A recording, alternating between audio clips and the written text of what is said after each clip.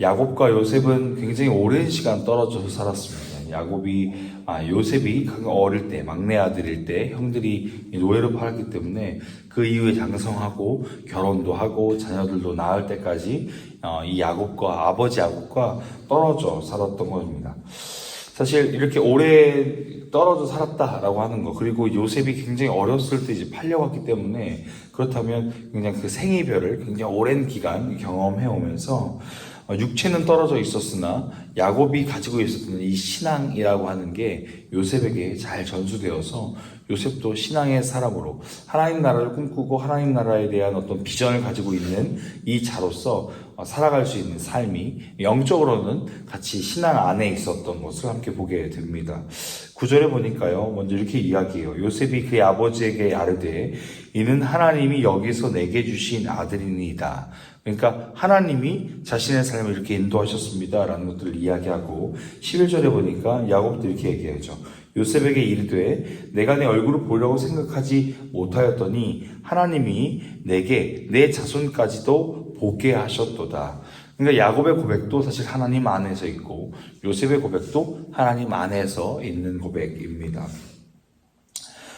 요즘에 세상적인 시선으로 볼 땐 사실 이제 아버지와 아들이 이제 생이별을 하고 나서 각자의 삶의 터전 가운데서 바쁘게 살아가다 보니까 사실 신앙보다는 그냥 각자 고군분투하며 살았더라라고 하는 그런 이야기들로 만나도 괜찮겠다 싶었는데, 사실 세월의 흔적만 남아 있는 것이 정상적인, 어찌 보면 상식적인 모습이라고 생각이 되는데요. 사실 아버지 야곱과 아들 요셉에게는 공통적으로 신앙이라고 하는 것이 아주 깊이 자리 잡았다라고 하는 것을 보게 됩니다. 그 말인즉슨 사실 이 부자의 삶에 가장 중요한 것이 신앙의 모습으로서 남아 있었다라고 하는 것이죠. 그들의 삶에 신앙이 가장 우선순위 되었다라는 것입니다.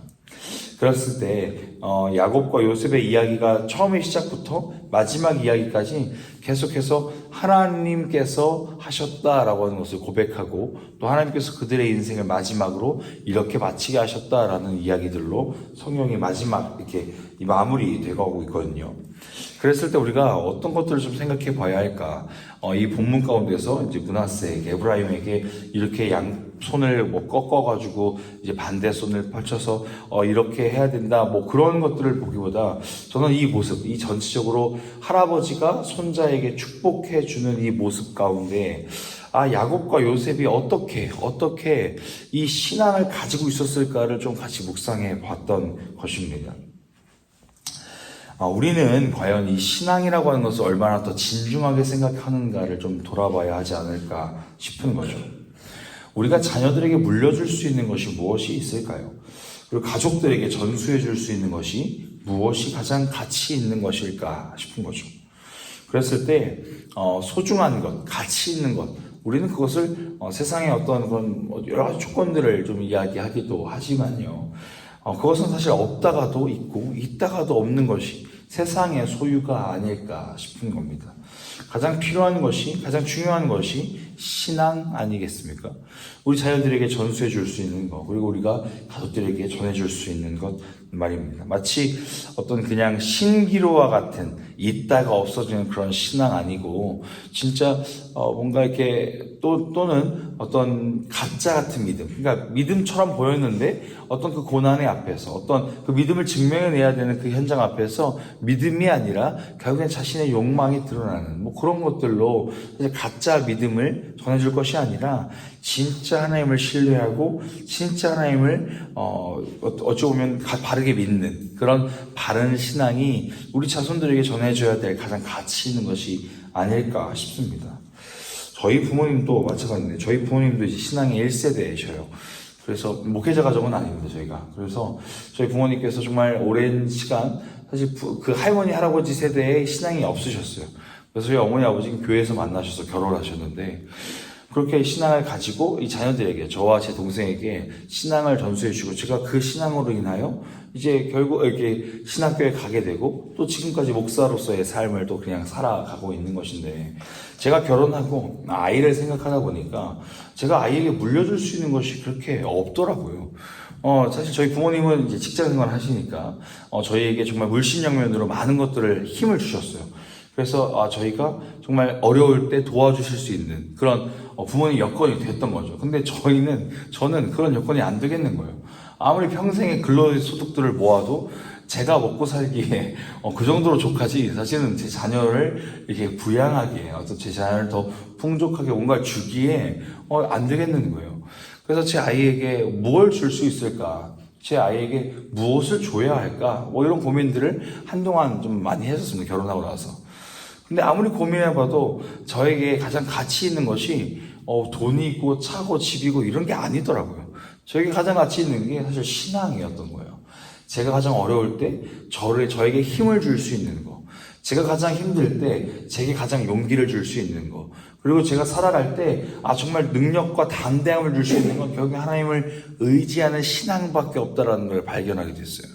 그러면서 우리가 다음 세대에게 전달해주고 전수해줘야 될 것이 사실 여러 가지 재산을 물려주는 게 아니라 그냥 그것으로 또 허랑방탕하게 살아가는 그들의 인생으로 이렇게 치닫게 하는 게 아니라 진짜 하나님을 바르게 믿는 믿음이 무엇인지를 알려주는 거, 그리고 하나님을 믿는 믿음이 얼마나 큰 능력이고 힘이고 의지인지를 우리의 삶을 통해서 보여주는 게 사실 진짜 자녀들을 위한 것이 아닐까라는 생각이에요.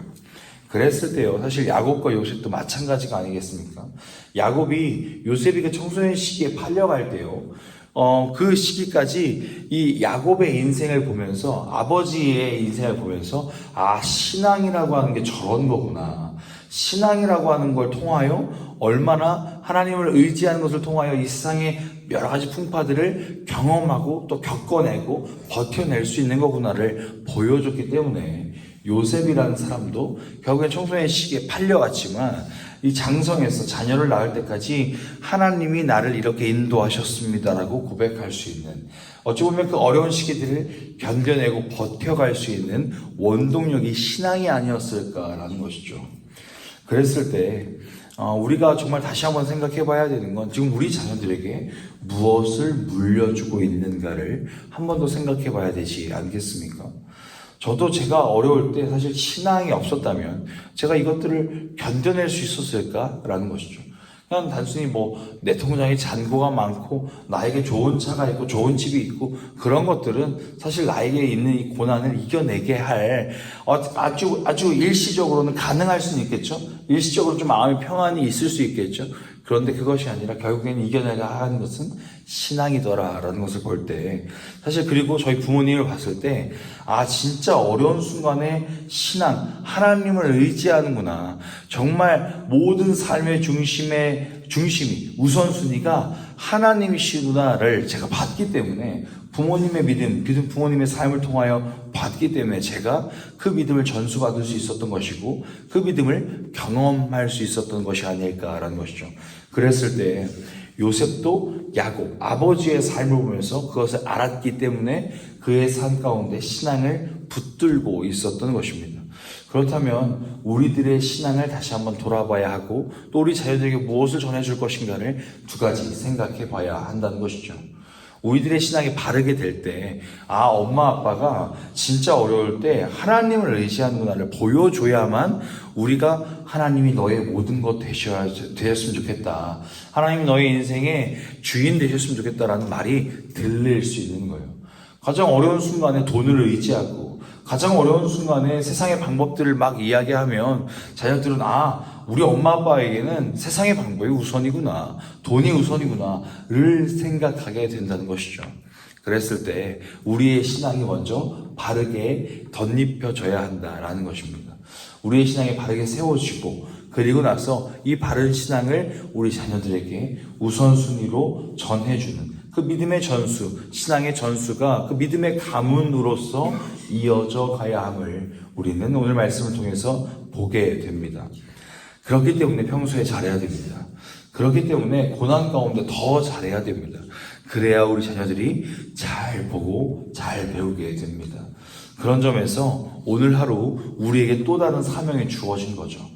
오늘 우리에게 하루의 생명이 또 주어졌다는 건 우리 자녀들에게 뿐만 아니라 우리 배우자에게, 우리 가족들에게 그런 믿음의 우선순위를 보여주고 증명해내는 오늘 하루로서 살아야 한다라는 것을 하나님이 오늘 우리에게 사명의 삶으로 허락해 주신 것입니다.